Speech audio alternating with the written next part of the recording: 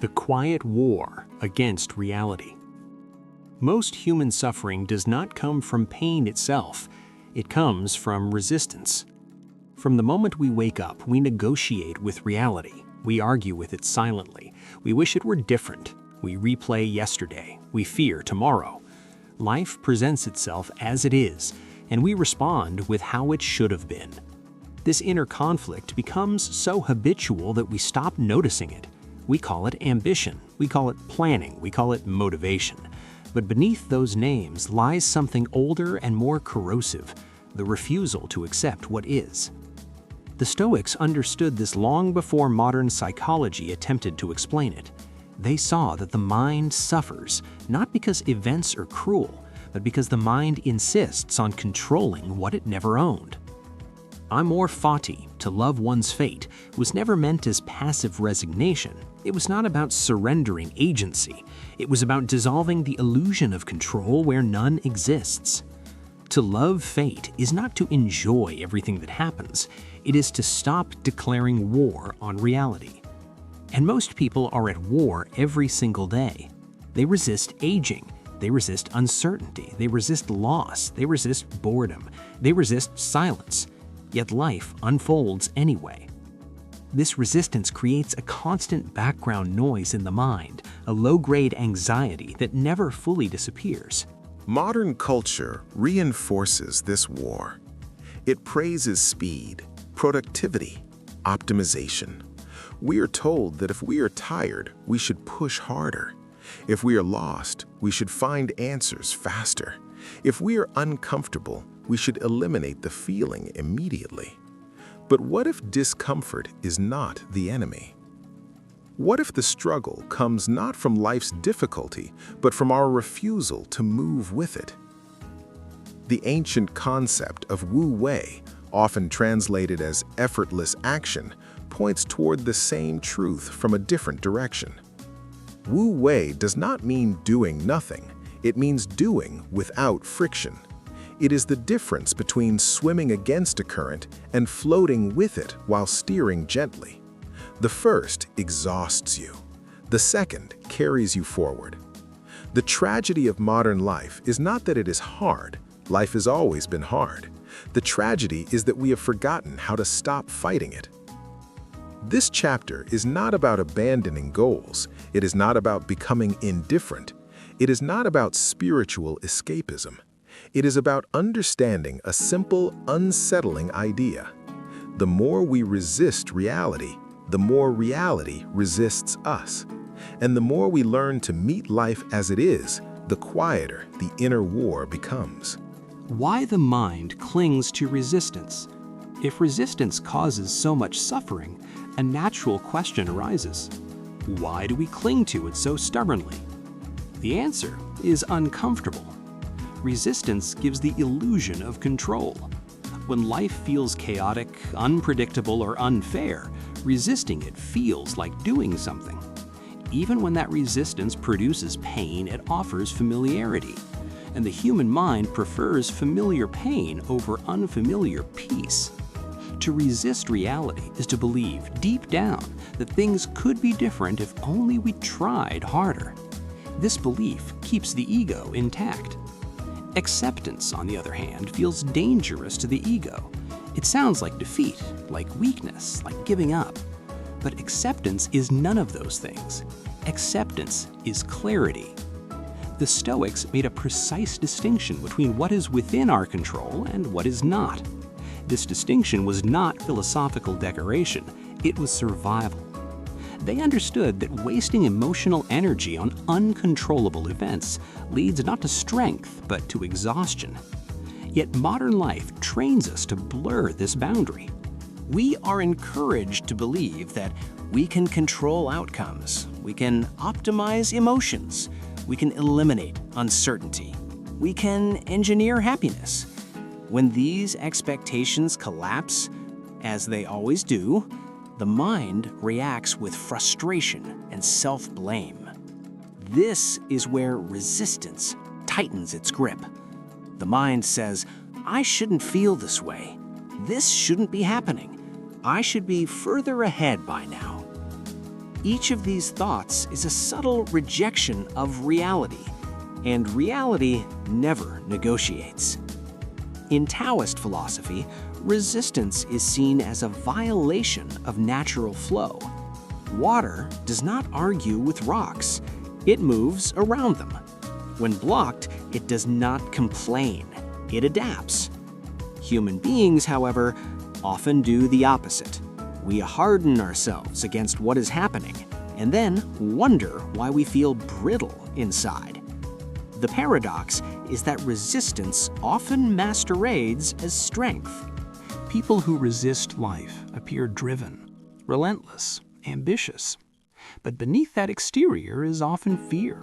Fear of stillness, fear of loss, fear of insignificance. Wu Wei offers an alternative posture toward existence. It asks a radical question. What if effort is not the same as force?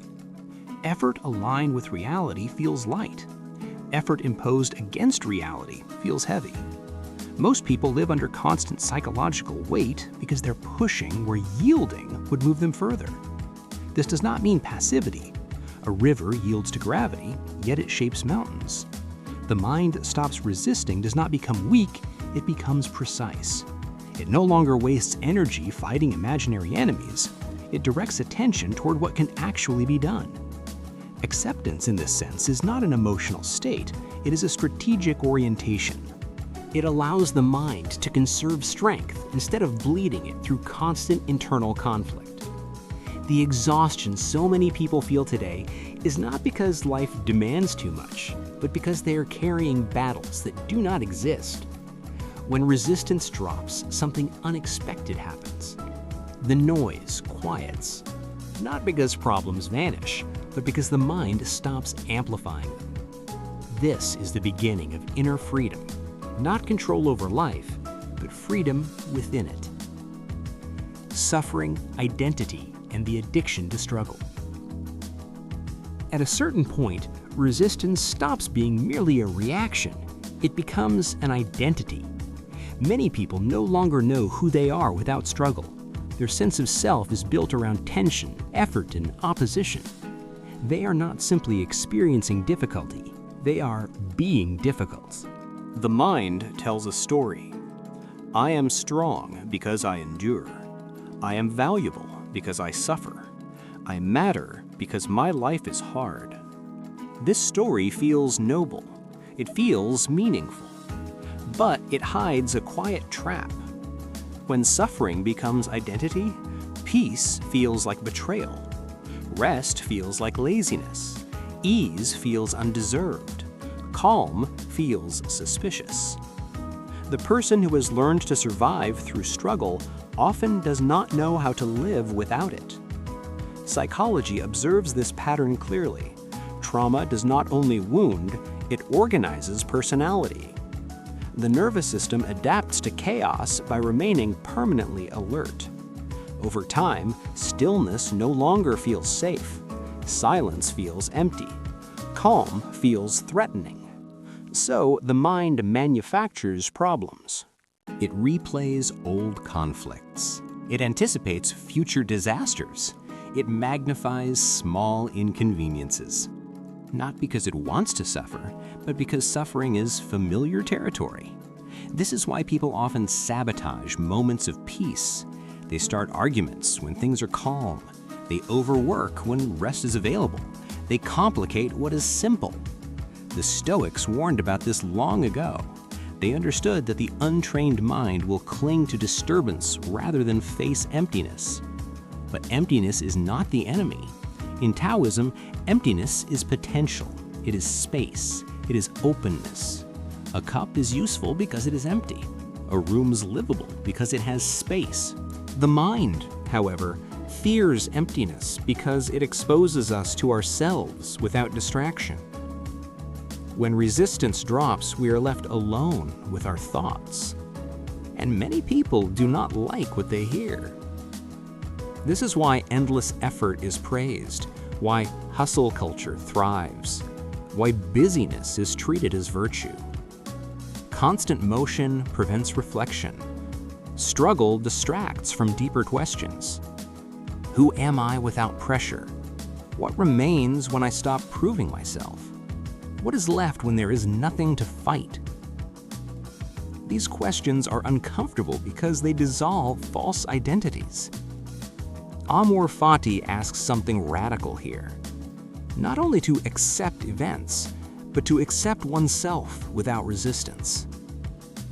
To stop fighting reality also means to stop fighting who you are in this moment. This does not freeze growth, it clears the ground for it. Growth born from resistance is brittle. Growth born from clarity is stable. The person who no longer needs struggle is not passive. They are free. They act not to escape discomfort, but because action is appropriate. They rest without guilt. They move without desperation. They endure pain without dramatizing it. This is not detachment from life. It is intimacy with it. To live without resistance is not to float above existence. It is to stand firmly within it without unnecessary armor. And this is where true strength begins. Not in constant struggle, but in the courage to stop fighting what already is. Acceptance is not the end of action. A common misunderstanding shadows every discussion about acceptance. People assume to accept reality is to stop acting within it. This assumption is false. Acceptance is not inertia, it is alignment. When resistance dissolves, action does not disappear, it becomes cleaner. Most human action today is reactive. It is fueled by fear, comparison, urgency, or the need to prove something. This kind of action is loud, restless, inefficient. It burns energy without direction. The Stoics never argued for withdrawal from life. Marcus Aurelius ruled an empire while practicing acceptance. Epictetus taught discipline while living in hardship. What they rejected was not action, but futile action. Action taken to escape reality weakens the mind. Action taken in harmony with reality strengthens it. Wu Wei captures this distinction with precision. The Taoist sage does not force outcomes. He observes conditions. He moves when movement is natural. He waits when waiting is wise. This waiting is not indecision, it is sensitivity. To act without resistance requires patience, a quality deeply misunderstood in modern culture. Patience is often mistaken for delay. In truth, patience is timing. The person who no longer fights reality becomes acutely aware of the moment. They sense when effort will yield results and when it will only produce exhaustion. Life is no longer a battlefield, it becomes terrain. You do not attack terrain, you navigate it. When resistance ends, life does not become easy, it becomes honest. And honesty is lighter than illusion. This is where the journey begins.